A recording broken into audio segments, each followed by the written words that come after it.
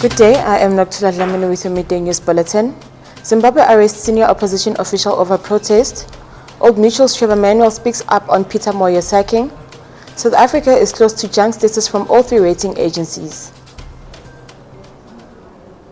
Police in Zimbabwe arrested a senior opposition official on Thursday on charges of failing to stop a banned protest last week in the capital, his lawyer said.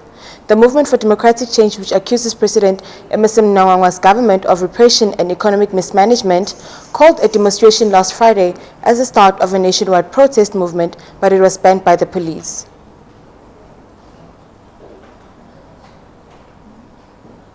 Old Mutual Board Chair Trevor Manuel has spoken for the first time on ex-CEO Peter Moyo.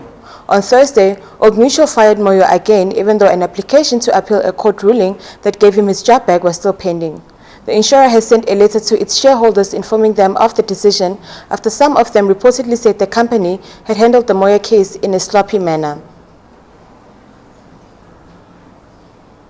The rating agency Fitch recently revised the outlook on South Africa's long-term foreign currency issuer default rating down from a stable to a negative.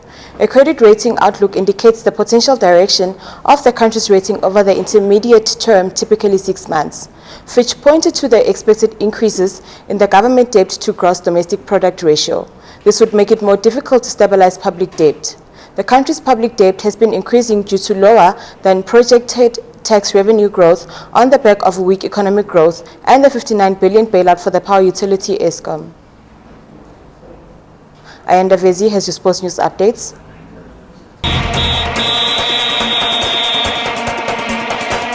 Thank you, Madlamini, and let's get into it. Starting with the sad news, African football fraternity is saddened by the passing of Ghana international striker Junior Agogo, who died at the age of 40 after 4 years suffering from a stroke. Agogo represented the Black Stars with 27 caps and scoring 12 goals. He was also part of the squad which made it to the semi-finals of the 2008 Africa Cup of Nations. He also played for a number of British clubs, including Nottingham Forest, Bristol Rovers, QPR and Bernat.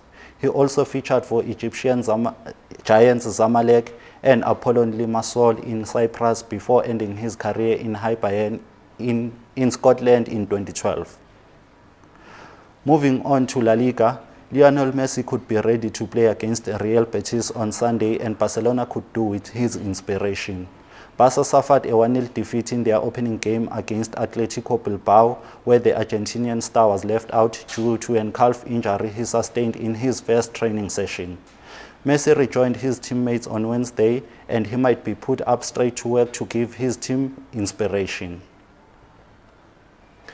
And lastly, all eyes will be at the FNB Stadium tomorrow, where Kaizer Chiefs will go up against the SuperSport United in an ABSA Premiership clash. Both teams have done well in their last 2 games, where Amakosi collected maximum points against coach Owen Takama's side and Black Leopards, while United has beaten Orlando Pirates and beat Westvets by 3-0. Midfielder George Maluleke said Kaizer Chiefs are targeting all 3 points against informed SuperSport United. The kickoff is at 6 p.m. That's it from me, Ayanda Vezi, and the sports team.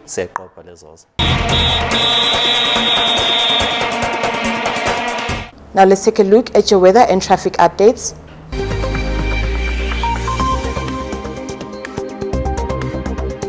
Having a look at our roads this afternoon in Bryanston on the main road northbound, there's a police checkpoint approaching Govenster Road, expect delays.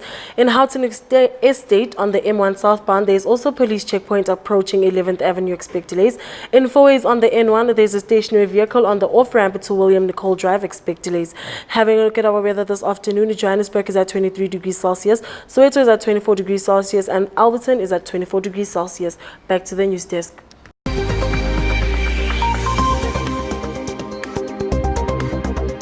That's it from me and the rest of the Joburgtv News team. Goodbye.